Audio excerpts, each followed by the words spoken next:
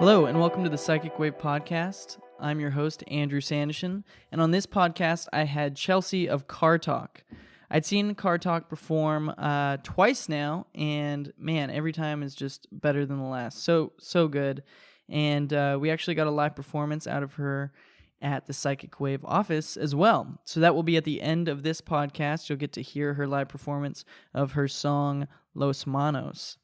And she reigns from the Highland Park area of LA, which is actually right next to Sarah Tudzin. She lives there as well. Sarah Tudzin is in Illuminati Hotties. And Chelsea of Cartalk told me that they're practically neighbors. There's a really good group of friends out there that are really great musicians, and we talked about that a little bit as well. Talked about writing music and the therapy of it, and how if you can write songs that other people can kind of project their life into, that's one of the best feelings ever. But mostly that music is a personal therapy for most musicians, and it's the only way that they can really feel comfortable sometimes to express themselves fully. I really liked talking with Chelsea. She was super amazing, kind, and generous, and really gave a good representation of what her philosophy on life and music and friendship and relationships is. So I'm super thankful that she came all the way down here just to talk to me and be honest and share her goodwill and great music with us.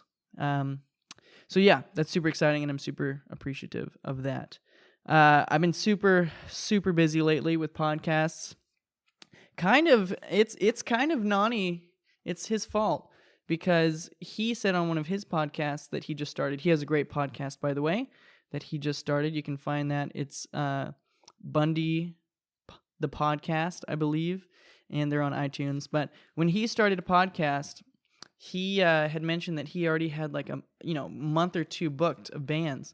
And so a little friendly competition, I started to think, wow, I need to get my act together. I need to book more bands, which I should have been doing anyway, but because my amazing friend had this amazing podcast that is doing so well right off the bat, I've been overbooking myself, and I'm realizing that I am too fucking tired to be doing podcasts back to back to back. I did 2 in 1 day once. That was really fun, but super stressful. And I booked June now. But what I realized is I should have a podcast every other day and not back to back to back. Because, like I said, I cannot sustain this lifestyle. The drinking, the drunk food. Yeah, that's what I should call it. The drunk food, because I eat junk food when I'm drunk. The junk food, the staying out late. So I'm trying to reel those things back in and be more focused and healthy for June 2018. Because I'm fucking tired. How many times do I have to say it? I'm fucking tired. And I'm planning on going out to Joshua Tree this weekend to hopefully get away for a little bit, recoup, center my chi, find the gravity of the earth within me, all that stuff. I'm not even talking drugs, although that will get you there. I'm not an advocate. But yeah, Joshua Tree will hopefully reel me in a little bit and release some stress. Yeah, the podcast right now, it's going on, 50 episodes pretty soon, and I'm starting to wonder what this has become. What am I going to do with it? Where do I want to go with it? At the very least, I've met a bunch of great people who are amazing musicians, artists, photographers, things like that. So I think realistically, it's just something to showcase amazing people and show the great things that different human beings are capable of. And I've been really fortunate to have so many great people on the podcast that are not only passionate about what they do, but really good at it as well. And those two things are hard to come by sometimes. So yeah, I'm super excited that the podcast has come this far. So yeah, thanks for listening. And here's the podcast with Chelsea of Cartalk. Thanks.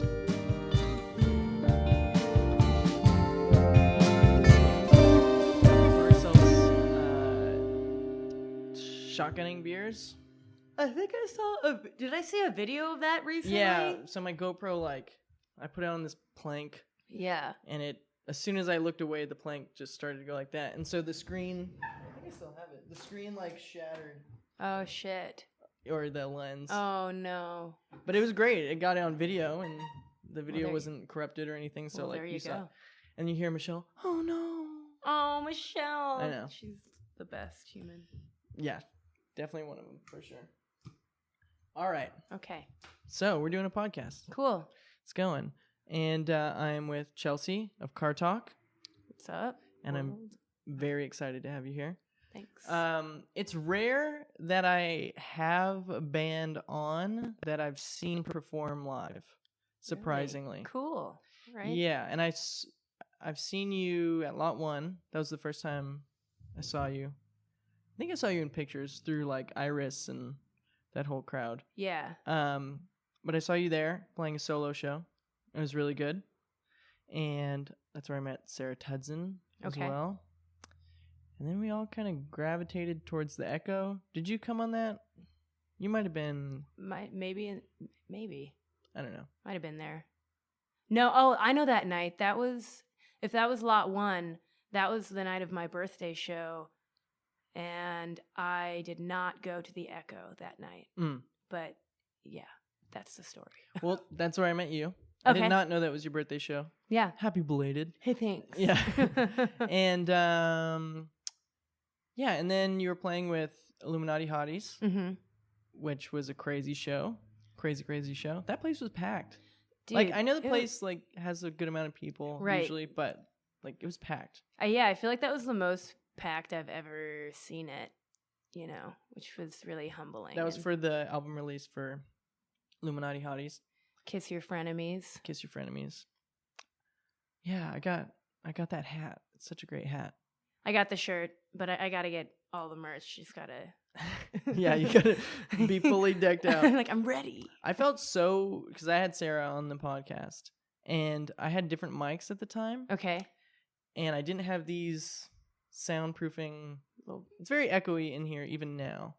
But I felt so bad because I just had these mics that were kind of shitty, and she's telling me like her music just got featured on NPR and all this stuff starts happening. And then I listen back to the podcast and I'm like, this is the shittiest audio of like one of the nicest people I've ever met. Oh. And so I felt bad and I was like, please come back on because I have better equipment. Like, yeah. So she will, but yeah, she will. But that whole group that like, in my mind, you guys are this like LA, not collective, but just you guys know a lot of great bands. Like you and all your friends are all in great bands. Yeah, all of my best friends are in my favorite bands, which I feel really lucky to,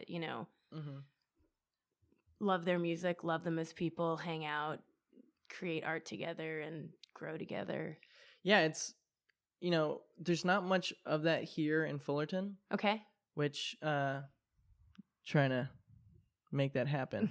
Not that my music's any good, but I'm trying to bring people together that know good music and are good people. Yeah. Fullerton, it has some musical history. Leo Fender's from here. Okay. Do not know that. Yeah.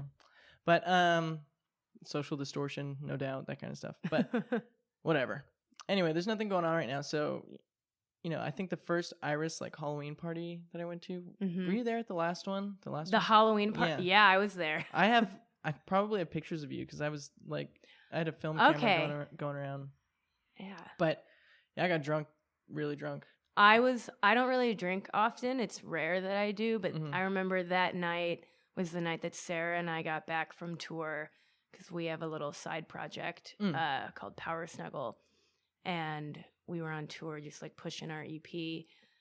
And I remember, all right, we're going to Cats for the Halloween party.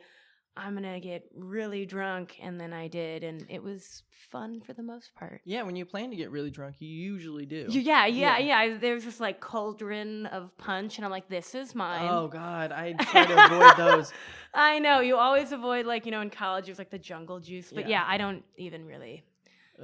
I drink all the time. Okay. And so I've had to tone it back for the podcast. Like, because you get a little loosey-goosey. Yeah. But feel free. Like, this is no, a safe space. It is, but But still, it's like, I have somebody who I've never had on the podcast before. Yeah. Come on. What's up? And then, if you have, an 18 or 24 pack of beer and a band's here, they will drink it. Oh, yeah. And the podcast gets less enjoyable for the listener. More fun for us. Yeah, but they're like, okay, what's going on? I didn't catch that. Yeah, or like, we're what all are just they yelling talking over about? each other, laughing. I mean, it's more for us at that point than for them. So I've made the conscious decision to just get like 6 packs. Yeah. And then like, if the band brings their own beer, fine. Yeah. But it gets a little crazy. And we're like, this podcast is for you, listeners. Yeah, this is for you. But I didn't really get that drunk at the Halloween party. Cool. I don't think so. I think I remember you because I remember a bunch of pictures going on, and I think I was hopefully maybe in one of those. I think you were in one of them for sure. Cool. But man, there were so many characters out that night. Not only because it was Halloween, but yeah, that was a packed party. That was a packed party. LA is so funny. I mean, it's for me. I get to go to LA and experience it as like, all right, I'm in LA for a night. Right. Yeah. No, I was thinking about that as I was driving over. I'm like, all right, Drew, like, probably lives here in Fullerton, and what's that like? Like, you driving to the Satellite to see the hotties and like having to drive an hour or so home. And well, I actually went back in the car with Sarah and Kat. Oh, really? Yeah, okay. I got too drunk that night. Okay, I said fair. some things I should not have. Okay, fair. Yeah. Anyway, I had tons of fun. Good. And everybody in that whole group is just so loving and sweet. So Yeah. I mean, I don't think I offended anybody. I think I just put my foot in my mouth. Hey, it's okay. But yeah. And so Sarah drove me back to Kat's, right? Yeah, Kat and the Iris crew all live together. Yeah, so. yeah. And I crashed on the couch and I threw up. Cool. But it was a conscious decision. That's good. It was like, and you know what's funny? I never throw up, and I never stay at anybody's house either. Okay. I always end up going home. And I think because I got the invite to go back to somebody's house, yeah, I then was like, guess I can get as drunk as I want, which then got me sick. So no, can't do that anymore. Well, now we know. You live and you learn. I know. Hopefully. I have learned. Good. There you go. I'm toning it back. I'm pretty sure that one of these days I'm gonna go like completely sober. I've gotten a lot of like just getting too tired. I mean, yeah, that's been my lifestyle for like 2 years of pretty much sober. Yeah. Just by choice, mainly because I'm like a really big health nut. Yeah, I'm not running at full capacity. You know what I mean? But I'm still tired as someone who like doesn't really. Well, this is what I'm saying. I've been doing like I haven't been playing shows because we don't have a bassist right now. Okay. But like you're playing music all over, and you're staying up late, and you're in who knows what town. And the closest thing that I have right now is me doing the podcast. But like we've been partying, and even when I'm not partying, I'm still tired. So then you add partying on top of that. It just doesn't make any sense for longevity. No. You gotta. As I'm drinking beer. Hey, it's okay. It's light beer. It's fine. You're good. No judgment here. Safe space. But yeah, I think there comes a point where it's like, all right, I'm gonna like tone it back a minute and like take a breather for myself, recharge, focus on being healthy. Yeah. So, kind of like your music reminds me of that kind of that subject a lot. Is like getting healthy in like a relationship sense. Lots of your music to me, I mean the lyrics, the way I interpret them, it's a lot of like reflecting on the good, the bad, and the necessary almost. Mm-hmm. But I love your lyrics. Like I said it off camera, so I need to say it on camera. But God, what the fuck did you say? In one of your songs, I was rocking out, and then you said something, and I was like, fuck. It was Noonday Devil, that song, and you really liked the chorus, which is sentence break, comma, between patterns. Oh, yeah, I loved that as well. That was so clever poetically, like to me. But there was something else that like broke my heart as well. I'm thinking of something else. But anyway. You're right, great music. Yeah. Have you always lived in LA? born and raised in LA. Wow. And then went to school in Boston. Sarah and I went to school together. Oh, cool. And then I lived in Minneapolis for a while. And then I came back to LA. What was in Minneapolis? In Minneapolis, they just have a great music scene out there. I mean, a lot of my favorite bands are from there. I love this band, Night Moves. Right. Yeah. I think they're from there. Yeah, that sounds familiar. But they're great. But I mean, like Prince is from there. Really? That's funny. Bob Dylan is from Duluth. This really great hip hop group, Atmosphere, is from there. Yeah, I like Atmosphere. One of my favorite bands, Now, who just put out an album called Saved, just promoting a fave band. You gotta. Yeah, and my parents are from the Midwest, so I feel like I'm a Midwesterner at heart. So how were you born and raised in LA? Well, my mom is from Chicago. My dad's from Missouri. They got hitched and they moved to LA. Nice. So almost like 30 years ago. Your parents pretty hip? Yeah. They're pretty. I got real lucky with the parents I have and the siblings I have. Nice. My parents are pretty hip as well. I feel so nice. Yeah. We're the lucky ones. We are. I'm, very, very blessed, very fortunate. Good. I mean, why not, right? Right? Yeah. All right? Yeah. Yeah, man. I love LA. I don't know I guess I'd get used to it if I was born and raised there. But it's such a luxury to like go out there and see great bands. It's like a mini vacation for me. It's like, oh, I'm going to drive out and go see Iris. Yeah. And then I get to come home and be like, fuck yeah, I went on a little adventure, But I don't view it the same way as I view like New York or something. Yeah. I feel like if you live in the suburbs of New York, going to New York is still like a hike. Yeah. Yeah. But LA is so great. And what was the first instrument you picked up? Piano when I was a kid, but quickly dropped that. I was like 5 or something. And then I picked up guitar. One, because my older brother was starting to play it. Mm-hmm. And I can remember like trying to fall asleep and he'd be playing like AC/DC or Led Zeppelin or trying to. Yeah. But then I had an aunt who kept playing Crash Into Me by Dave Matthews Band. By who? Yeah, of course. Yeah. I don't care. Like, people are going to be like, oh man, like, screw this girl. Like, but I like Dave Matthews Band. No shame. Dude, that guy's a great musician. Yeah, his great whole musician. Band rips. They all rule. Anyways, and I was like, I love this song. And I was probably 11 or 10. Mm-hmm. So I like to say that on the record that Dave Matthews Band is the reason why I picked up guitar. I mean, I have no hate on Dave Matthews Band. I think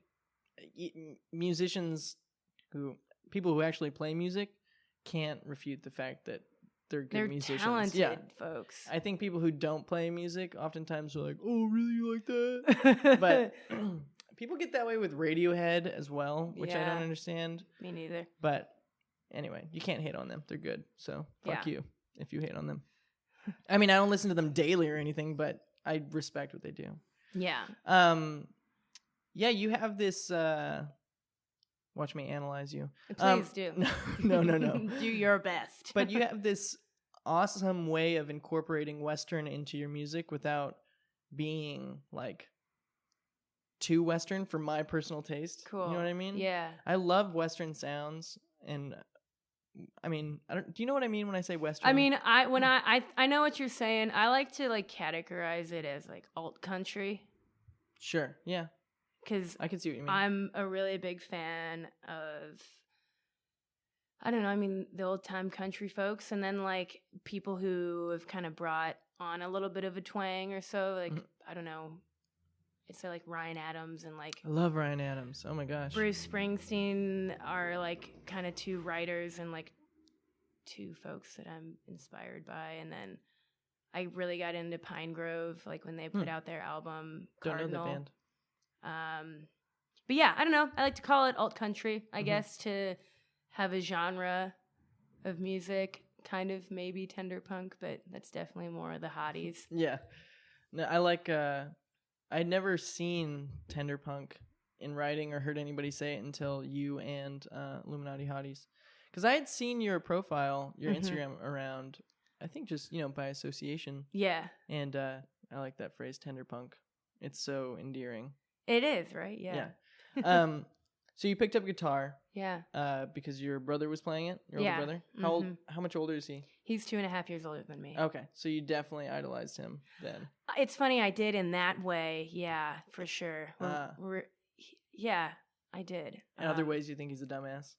No, my older brother is a very smart gentleman. Just graduated from graduate school, and then I've got a younger brother who I like to call my twin because we look a lot alike. I think I've seen pictures. Yeah. Cool. Yeah. No, there's actually, unless it was just you standing next to a mirror, but who knows? Yeah. Yeah. Well, I like to pretend that he's my twin, and I've fooled some folks. So, but yeah, two great bros. But picked up the guitar because my older brother and Dave Matthews Band. Oh my god. My older brother and Dave Matthews Band. Not to name drop. But, no big deal. And yeah, so you obviously stuck with it. Can you play any other instruments? I can kind of half-ass bass a little bit. Same. I wouldn't call myself like a I would not bassist. be like, but and then I've played synth in my buddy's band, and so I like to fuck around with those, and it's always fun. A little harmonica, a little banjo. Okay. But mainly it's the good old guitar. Yeah, a little bit of everything, like most musicians. So when did Cartalk come about? Was that your first band, or were you in bands before that? I was in bands before that. I was in this band, or still, I'd say we're on a hiatus. My buddy Dean, who is the bassist in my band, as well as the bassist in Illuminati Hottie's band, he's got a project called The Normality. So I played synth for him and sang background vocals. And then, I was in a band in college, a couple bands in college, and then, graduating, and then moved to LA. Sarah and I have done Power Snuggle, which we're still doing. And then the original band name for Cartalk, when it was just me and my old drummer, was Nothing But Friends. And I was like, this is cool. I like this, but it felt a little too pop punk for me, and I was still trying to find my sound. Right. And, guitar-wise and vocally, even though I went to school for voice and did the voice lessons. And sure. It's easy almost to recreate somebody else's stuff, but it's really hard to find what you sound like. Yeah, and I feel like, honestly, with Cartalk, this in the past year or so, it's been the first time where I feel really comfortable in my own shoes, musically. I feel like I found my voice, I found my style of guitar playing and the things that I want to write about and how I want to write about it, and that must be nice. Yeah, it is, but then what's also really great is the crippling self-doubt that comes with being a creative person, and that never goes away. Right, do people really want to listen to this? Just the yeah, that's, ugh, I don't think that'll ever go away. Yeah, and it's maybe. It's just fuel for the fire. It's just challenge yourself and be your own best friend. Don't be your bully, Right. Yeah, I think one of the ways that I found that I can help myself musically is I'm really comfortable with experimenting. Cool, yeah. But in that, I found that it's hard for me to find the common tie or the common sound that I have in a lot of stuff. Yeah. All my music right now, I think maybe from an outside perspective, somebody would listen to it and it would have a unified sound somewhere in there. Yeah. But for me, each song sounds so different and I can't really find it. So it's I find little pieces of what my sound is, but I'm still searching for that, what my thing is. And when I went to see your show, it was very clear to me you knew what the fuck you were doing. Oh. It was really good. Thank you. And I see a lot of people. I performed at Lot 1 not too long after that. Okay. With a guitar, just me and a guitar. And I'd never done that before. I've only played with a band. Yeah. That was crippling anxiety for me. Yeah. And you did really well. So thank you. Kudos. Yeah. It is not easy. Yeah. Maybe for you it is, but it is not easy for me. Yeah, I think it's a pretty special experience to get to play with your band, and then on the other side of that, you deliver your songs in a whole different way when it's just you and your guitar or whatever it is. Like I'm doing a solo show on Saturday at this place in Highland Park. It's Rick Rock's Tattoo. My buddy Dylan is releasing his first EP, and so that's going to be a solo show for me. And I've been, just practicing for that, even though it's just me, and kind of being like, all right, I'm going to sing this line differently, and kind of having fun, like playing with the lyrics and my voice and my guitar playing, Yeah, I had never understood like how to strip down a song because I'd always played with bands. Right. And then that show at Lot 1, I was like, well, fuck, I think acoustically I only have 10 minutes.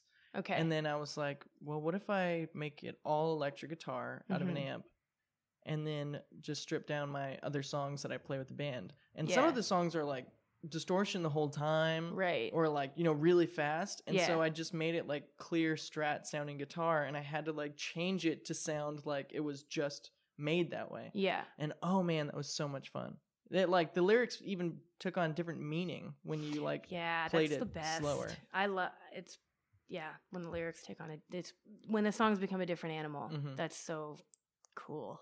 I'm sure it's happened to you, but this happens to me a lot where like I'll write a song and then 6 months later I'll be like, oh, that's what that was about? Yeah, That's the weirdest thing for me. That's the weirdest. I'm like, I did not know I was working through that. Like, we're unpacking some boxes here. Yeah. Like, there's a lot of baggage I didn't know I had. But yeah.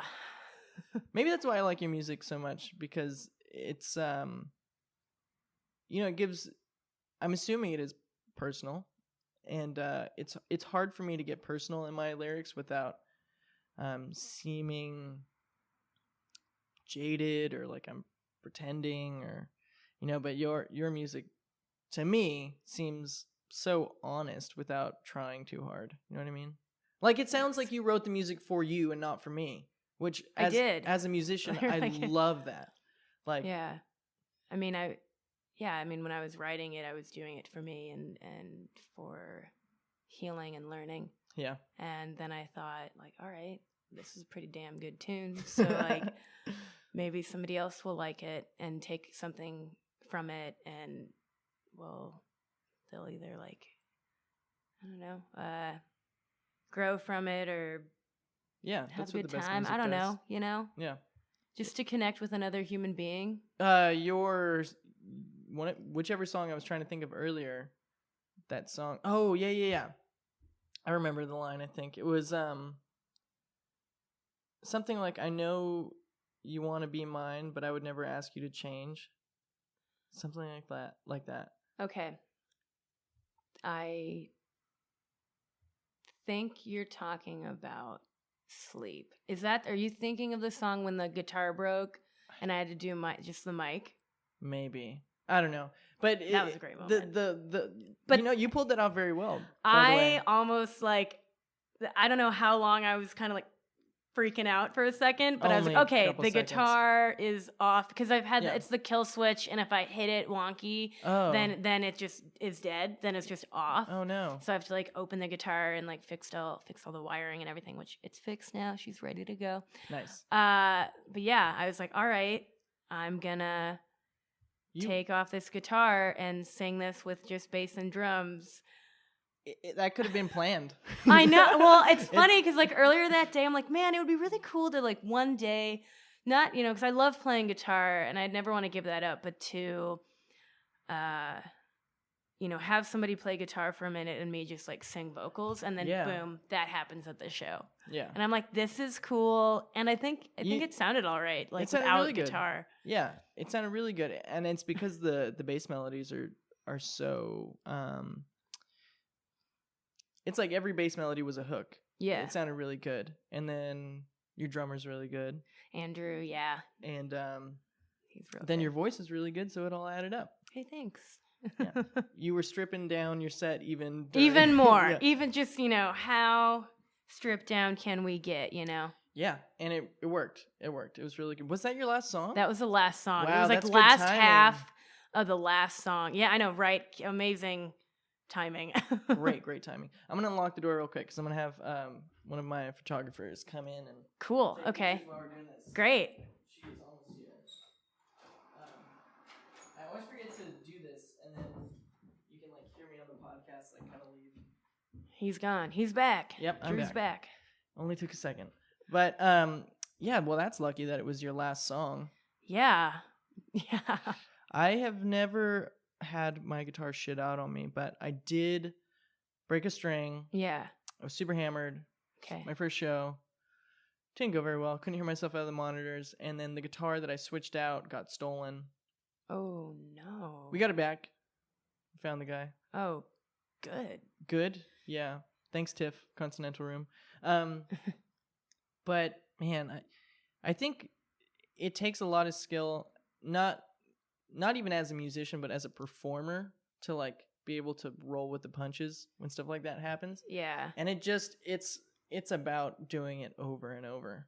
But Really is. you made it seem natural. I mean, you made it clear that your guitar was fucked up. Yeah, I was like, all right, I can't hide at all. Everyone knows this ain't working. Mm-hmm. But thank God my boys like kept on grooving, and I'm like, all right, this is gonna happen. Yeah, it was really good.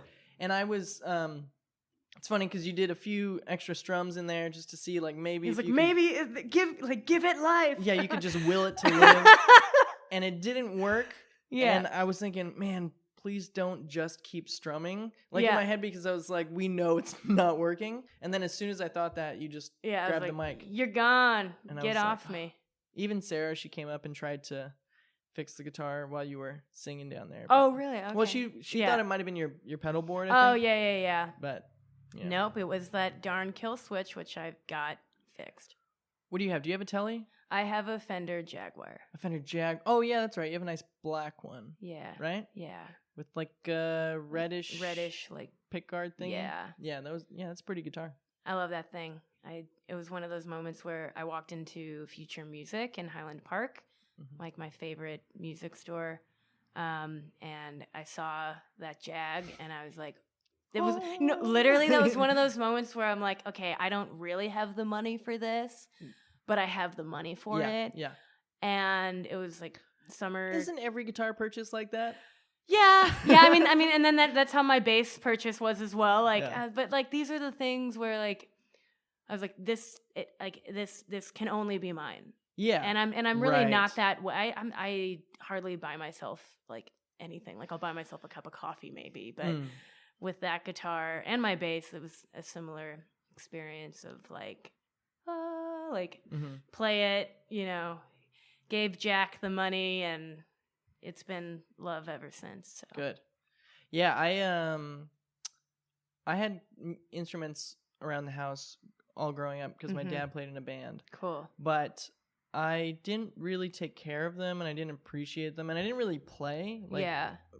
For like a year when I was 14, on and off, just making noise and being as loud as I could be with my friends. But then when I got into guitar again, I was 19, and I was just in Guitar Center, like getting a gift from my brother or something. And I was like, you know what? Yeah, I don't have the money. Yeah. But I'm going to do it. I'm going to buy a cheap guitar. Because in my mind, I was like, I'm not that great of a guitarist. I'm going to get this guitar so I can get like acclimated to playing again. And then when I feel like I deserve a better guitar, I'm going to buy a better guitar. Exactly. And then my friend posted a video or a picture of a guitar he was selling. And it's a nice guitar. And it was that moment where it was like, that can't be anybody else's but mine. Like, that's going to be my guitar. And then I felt like I deserved it because I got better at playing. Yeah. I had performed more. And, now it's weird. The songs that come out of that guitar feel like it's because the guitar and I match so well. Like, the guitar almost guides where the song's going to go. Yeah. I write much different music now than I did on the other guitar I had. Yeah. Because the other guitar was for writing a certain type of music, and the guitar I have now is for writing a different type of music. Yeah. And, oh, man, guitars do have their own personalities. They really do. What guitar did you have before that? Because I'm assuming you had more. God, what did I had a Telecaster in college, and I actually, traded in that guitar for the Jaguar because I was nice. just like, I don't play this as much. Like, Right. And then I started off on acoustic actually, like as a kid, and so I don't know. I have like a Taylor and a Martin at the house, and I feel like I kind of like to songwrite acoustically. That's where all my songs start. And then either it stays there or I transfer it over to electric, and then it becomes a different kind of thing. Did you have all your song or a good majority of your songs written before you decided you were going to make well, at the time, what was it called? No More Than Friends? Oh, Nothing But Friends. Nothing But Friends. Yeah, so there was like one song at the satellite show that I played that was from Nothing But Friends. And that is the only one that is from that band, and all the rest is like new material written in the last year and a half. Yeah. So. It sounds all very cohesive, which is good. Good. Yeah, I can't stress enough how much I've enjoyed. I mean, it was really nice. I think this is why I liked why I really like your music is because the first time I saw you, it was stripped down, really focused on guitar and vocals. And then the second time I saw you, I got to see like a full version of it. And I already liked it to begin with. So then like you see the pumped up version of it. It's just that much better, Yeah. Hey, and that was a great night too at the Satellite. It was one for the books and one I'll never forget. Do you guys always have that many friends coming out? I mean, that was a lot of folks, but yeah. I mean, I think I've played another show with Sarah. I must have, but yeah, I mean, whenever any of the homies have a show, a lot of us. I mean, I show up whenever I can, and so does everybody because we're all like one, like family. It definitely seems that way from the outside. You guys definitely have each other's backs. We do. It's really special to have kind of found the community that I found, and to be, I mean, like I said earlier, just to be a part of it, and that there is like genuine, real care. I think it's kind of hard to find that. Did you have to work through a lot of negative people to get the friends that you have now, or did it kind of come easy? I mean, I've made a couple of I've known Sarah. I did not know Sarah in college. We met after college because we both moved back like to LA eventually. But that is pretty strange. Yeah, I know, right? We had like a Berkeley School of Music? Music? We both went to Berkeley, and then we both knew Dean, our bassist. So I would be hanging out with Dean at one point in college, and then Sarah would. I think we said hi once, our sophomore year of college. It's so weird. Yeah, and then we just became fast friends like a couple years ago. But yeah, all the homies are like relatively new, and I think we were all just trying to in the last year and a half or so. It's not like I've known them for 5 years. That's so crazy because not to cut you off, but no, it's okay. I met Iris about a year ago. Yeah. Maybe a year and a half ago. And their whole group, and I would consider you part of their collective friends, seemed like old friends. Well, the Iris crew has known each other for like years and years. Oh, okay. So I feel like I'm like relatively new to the book. Well, you guys all seemed like, to me, it was like, oh, this is a established group here. Yeah, no, we've all got each other's backs, and all like to like collaborate when we can, and or just like sit on the couch and talk. Yeah. I remember I had only interacted with Mike of Iris, like, at shows, or he'd invite me out, or he'd come to mine, and doing podcast stuff, and we really enjoyed each other. And then I remember I invited a bunch of people that I kind of met throughout the past year to my birthday party. Yeah. Like just a barbecue thing. We're going to get drunk, have some food, Cool. Whatever. So, and they were all new friends, and I was like, wait, are these people just music associates, or are they my friends? And then like Mike and Nani and a few other of my friends like that I had just met came, and I was like, oh wait, we're friends. This is real. Yeah. Mike invited me to a barbecue he had with like his roommates, and I'm like, oh, are we friends? Yeah, we're friends. Yeah. But like, It was just crazy because, like I said, you guys all seem so close that I thought that I was an outsider, even though I enjoyed them so much. You know what I mean? And even they showed me the same respect back. Cool. I mean, as friends, but I'm surprised that you guys aren't all like lifelong friends. Yeah, no, I mean, but I think that's pretty cool though that like, yeah, we're not, but the fact that like these people, you know, in my 27 years of living, like they're new to me. Mm-hmm. But to grow so quickly together and to just have such a special like relationship with each of these people. It seems special even from the outside. Like it's I'm envious of all of you in the most endearing way. You guys have a great group of friends. So what made you change the name to Cartalk? Okay, great story. Yeah, so Nothing But Friends was like I moved back to LA in 2015 and I kind of wrote a bunch of music in Minneapolis and I wanted to bring it over here and I was like, Nothing But Friends, this is going to be great. This is the band name.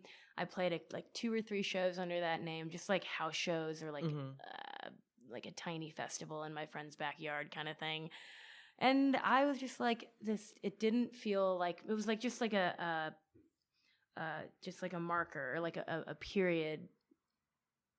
But I knew it wasn't the final name, so I became a band without a name and played a show or 2. And then I had last summer. I met Kenny, Kenny of Goon. Goon is a really great LA band. I think I've been messaging them. Okay, cool. We're trying to get our stuff together. They rule. I saw them play at the Hi-Hat along like the beginning, like June of last year or something like that. And I've seen many bands at the Hi-Hat or wherever, but Goon just like took over my entire body.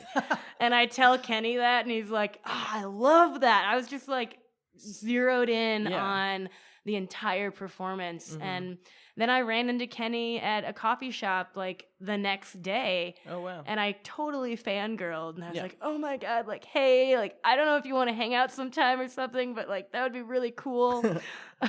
That's awesome. Yeah. And then we hung out, you know, a couple days later. Was he weirded out by it or really No, he not at all. I mean, I'm a weird, awkward human being, but he was very humbled by it. And he is one of the best people I know.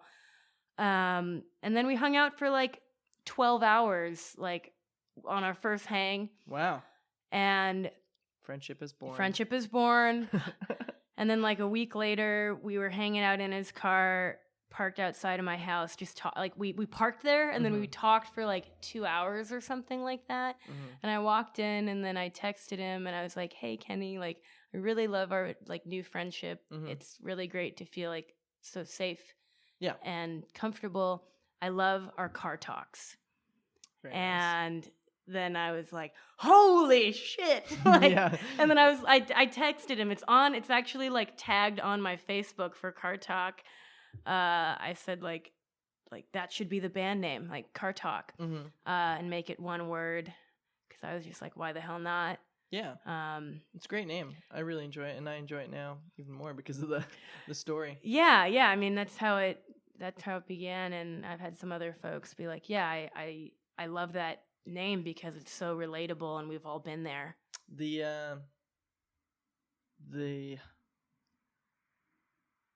Man, how do I word this? The girl I am most infatuated with, the first time we ever hung out was just sitting in her car in front of my parents' house, like talking for 6 hours. Like before I even mustered up the courage to like ask if I could kiss her. Like, and it was like, yeah. And you know, when she sold that car, it like broke my heart. Like, part of me was like that part of me was over, and I was like, I'm still holding on. I know, man. I love that car. It was such a great car, for many reasons. But yeah, car talks are amazing, and You've got another song. I'm like picking your songs No, apart. this is great. But you've got another song about like driving with your head out the window. Oh yeah, that's called Car Window. Yeah, car window. That one, I really like that one too. I really liked all your songs. Hey, if you can't thanks. like, if you can't piece that together. But your songs are the type of songs that made me want to like go home and try to write songs. Wow. And it didn't work. Oh, come on now. Practice. I know. I'm always second guessing myself when I write music. It's like I'll write something and I'll like it, and the next day I'll be like, Psh, "That's so stupid." You have to push past that. You have to just keep writing. But yeah, the ones that are meant to make it. Yeah, Like, yeah. There's ones that come to fruition for sure. Mm-hmm. So what does Cartalk have going on? What are you guys doing next? What's your aspirations? Where are you driving to? Well, LOL. So we have, I have that solo show on Saturday at Rick Rock's Tattoo. And then I'm playing a show with my buddy Jake Tittle. Mm-hmm. That's going to be in June, like June 17th. And then I'm going to start recording the album in July. Cool. Do you have anything like up on the internet? I have a minute-long instrumental piece on Bandcamp that was like the first video that I did for Cartalk. So it's just that, which I like because it's just simple and obscure. Like, what is this? What is this going to be? But I put it on Bandcamp and I've made like $75 off of that. And I'm like, all right, cool. That's really good. I've made nothing off of Bandcamp. I mean, I don't know. Like, I was like, this is endearing and cool. Like, thanks, world. Yeah. But that's all that's on there. I'm thinking of, we're going to start recording in July. Are you recording with Sarah? Mm-hmm. Very nice. Yeah, and then I'm going to have a bunch of folks play on it and really kind of help keep this thing alive. But I think I want to do a single and then do the album, and then I'm going to hopefully do a video album because I really have fallen in love with video editing and filming and stuff, and I'm new to it, but I've done with on Instagram you can do the minute-long videos, so I've just done little minute-long videos with Cartalk kind of inspired instrumentals, nice. And really having fun learning Premiere and kind of being all right, let's try to not only do I want to make an album, but I want to try to make a movie with it, which that'd be really cool. Will take a lot of time, but I'm trying to assembling a team of my friends, and I have all the ideas cooking up here. And well, the good noggin. things take time. Yes, they do, and patience and tenacity. But maybe a little bit of talent. It's just a hair bit of talent. Yeah. No, it's all who you know. That's it. Yeah, that's it. You don't need anything else. Social climbing. So you must have an idea of what the album's kind of going to be about, right? Yeah. I mean, realistically, it's probably going to be about you. Yeah, you know what? It is. I feel like that everybody says that though, and you touched on it where, you're coming back to these songs and you're playing them. You're like, oh my God, I didn't know that this is what this is about. Yeah. And that's how I feel now in playing the songs. When I wrote them, I was coming from a very different place. I had a lot of growing and learning to do. And relationships to go through. And I'm tired thinking about it. But it was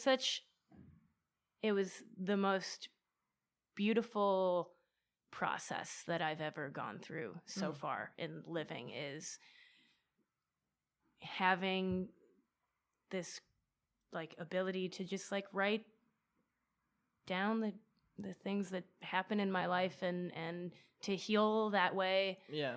And then to realize, okay, this is about me.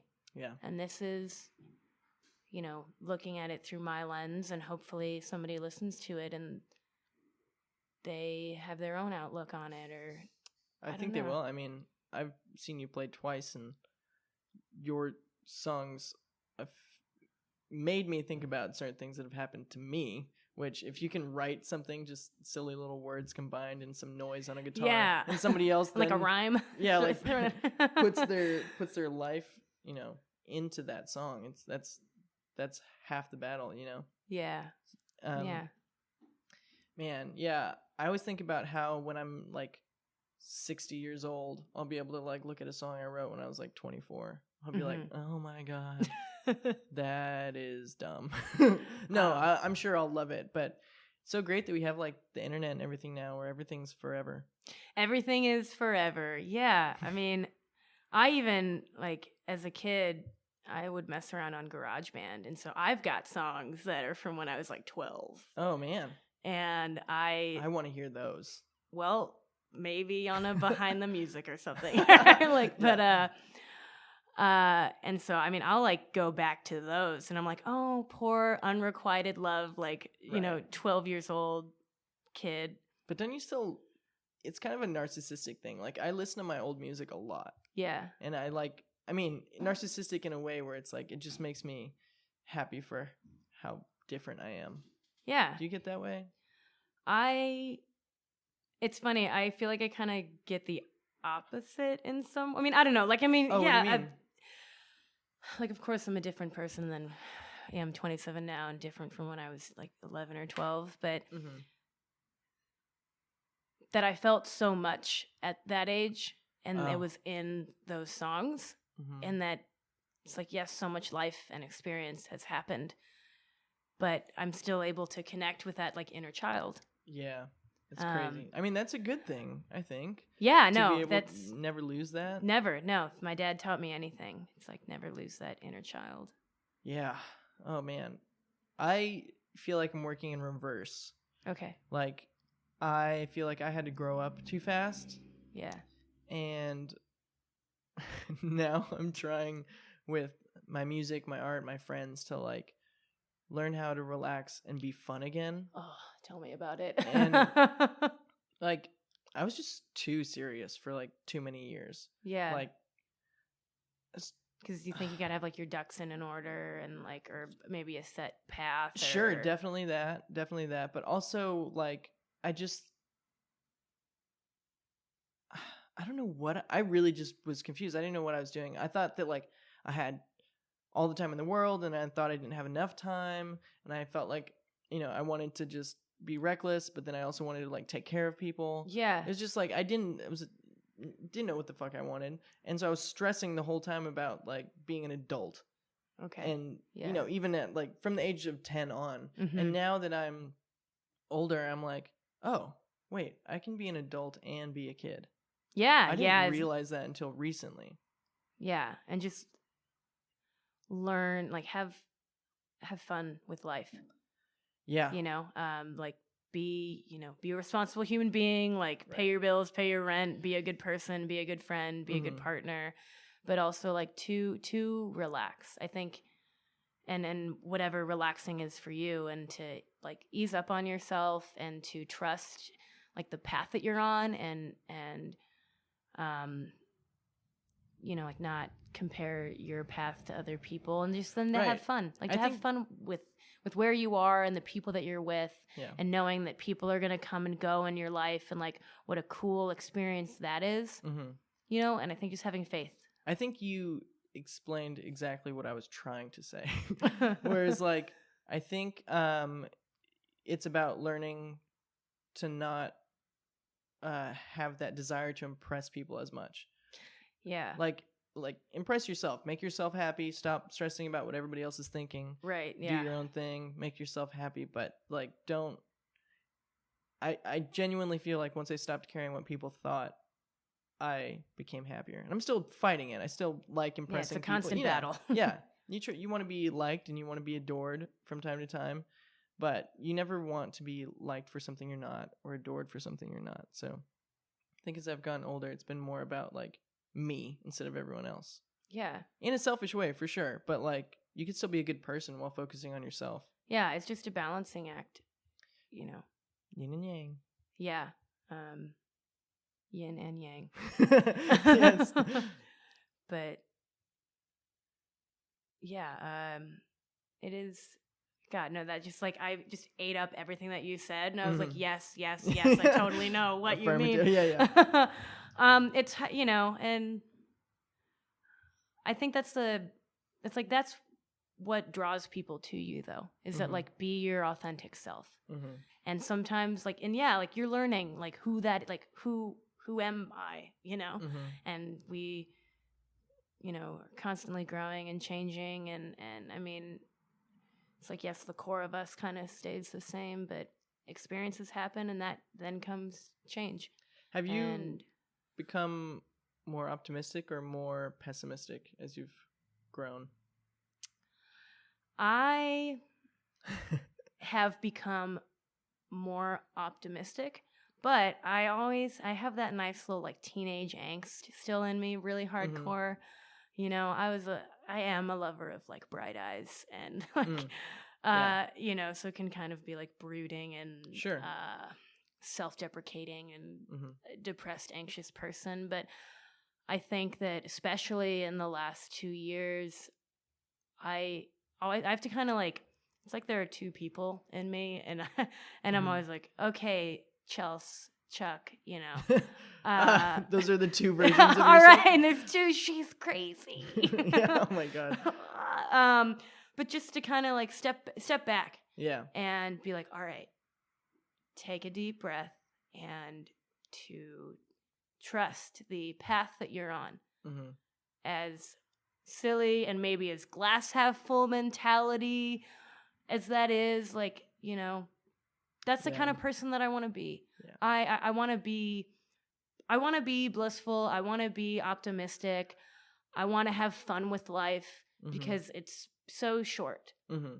And, you know, I get that, you know, not everything's like a daydream. Like you have to work hard. You have to be persistent if you want your dreams to come true, you know, and you're gonna have ups and downs. And I think something that I learned, you know, that I know now that I didn't know as a kid or like as a teenager, is that when you do have those low periods in life, to kind of almost like smile when you're in it, because like, yes, you are the captain of that ship. So if you want to sink, you can. But if you want to grow from that, you can. And knowing that from that pain or whatever it is, being like, yo, I'm gonna get through this, and I'm gonna be a stronger person after. I'm gonna surprise myself. I almost got to a point where, like, because I knew that I would, like, you know, maybe a week from now, and I'm feeling like horrible, I would know that like in a week from now I'm gonna feel fine. So I'd almost feel guilty. I'm like, so why am I even sad? If I know I'm gonna be happy later, why am I even like letting it affect me? Because like you've been through it so many times, and you're like, believe me, it's just a cycle, and I still get upset about things that I was upset about, you know, a while back or whatever, or it's new things, or like you're like, man, I thought it would be stronger when this horrible situation came my way or whatever. But also that goes back to like being kind to yourself. Like, be kind to yourself, feel what you need to feel. And I think it's a matter, I mean, for me, like, I used to be like really overly emotional and like let my emotions like take over kind of my state of mind. I used to be I mean, I'm still working it out, but my thing is I bottle it up. Yeah. And that is not satisfying at all. We all have our tricks. I'm pretty good about it now. I'm a lot better than I used to be. But like, you know, last week I couldn't find a parking spot, and I almost like lost. Oh my God. Yeah, I almost lost. Oh, the worst. Come on. Oh man. But it was not good. But you know, before that, I can't remember the last time I got like actually angry. And I was like, wow, good for me. I've actually, like, I was patting myself on the back. Yeah. But I was really thinking, I was like, I can't remember the last time I got angry. Like, besides the parking spot thing, like, you know, it's good this doesn't happen all the time. But, you know. Yeah. I think maybe having the podcast really helps with me, like, letting certain things out as well. Because I'm talking to so many people and seeing so many different perspectives. It's kind of like a therapy. Yeah. But, you know, you have an hour-long conversation with somebody, and there's going to be some gems in there somewhere. Definitely, for sure. I mean, I think we've already, you know, found some. That's it. We're done. We found all the answers. We're perfect people. Yeah, no way. No. Perfect people don't write music. No. So we're almost at the end here. I want to end this by saying thank you and by asking what you have coming up. And then what? Oh, we already did that. We did that, what's coming up. But I can reiterate. Yeah, that way. All right. So if you guys want to see Cartalk in real time, I am playing Rick Rock's Tattoo this Saturday, the 26th. I think doors are at 7. It's going to be a solo show, so it's going to be real special, real tender. You're going to love it. My buddy Dylan is releasing his EP, and there's going to be a bunch of other great bands. And it's a tattoo shop, so it's like maybe you can get a tattoo out of it if you come. But that's what's on the docket. Like, that's what's coming up right now. Cool. And then to close out, who should we be listening to? Ooh, yes. I kind of was thinking about this on my way over Mm-hmm. I figured that would be a question. All right, bands that I think you should listen to. Of course, Illuminati Hotties, Goon, Jake Tittle, Iris. Those are all the real solid homies. And then bands that I love, like Big Thief. I love Big Thief too. Yeah. Oh my god. Oh my gosh, she's a phenomenal lyricist. When I saw that Tiny Desk, I wanted to die, in the best way possible. Yeah. I was like, okay, I felt true sadness. Yeah, and then Courtney Barnett just put out her new album. That one's really good too, dude. I was also listening to that on my way over here, but I'm trying. I think I named all the homies. If I didn't, I love you and your music. It's like you're winning a Grammy. Yeah, I'm like, thank you, thanks, yeah. But yeah, man, there's too much good music. Yeah, and how lucky are we to live in the time that we do, to be surrounded by such great bands, and that these are our friends. Yeah. And we're hopefully all gonna know each other when we're in our 40s or 50s or whatever, and be like, hey, remember that time that Illuminati Hotties played the Satellite? That was a ripping gig, Yeah. Oh my god, a ripping gig. We're gonna sound all old and dated. It's gonna be great. Yeah, our kids are gonna be like, what the hell is up with I know. Well, I feel very fortunate to be around these bands, and very fortunate that you made the trek out here. Hey, thanks, Drew. Thank you very much. Dude, thanks so much. Yeah, and thanks for coming on the podcast, and I can't wait to see what you got next. Yeah, thanks, dude. Thank you.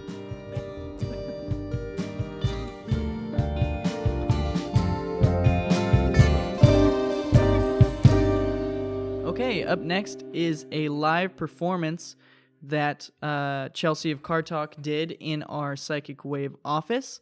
And I'm very thankful that she took the time out of her day to bring her gear down here, set it up, and let me record her. So without further ado, here's the song Los Manos by Cartalk. All right, hey, I'm Cartalk. Cool. All right.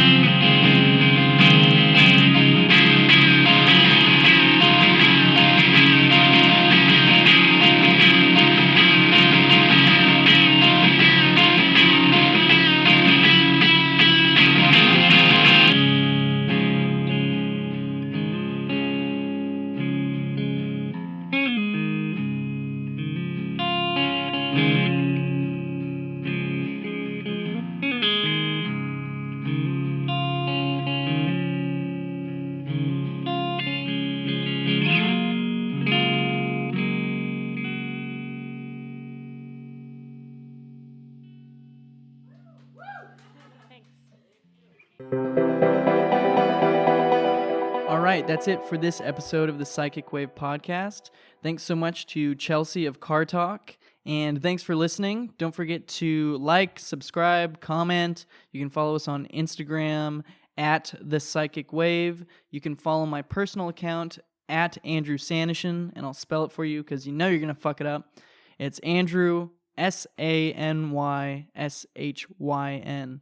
Yeah, have fun pronouncing that one. And yeah, just thanks again for anybody that listens to this, because I get super excited when people can share my excitement for all these amazing musicians, artists, creative people. Thank you so much. Bye-bye.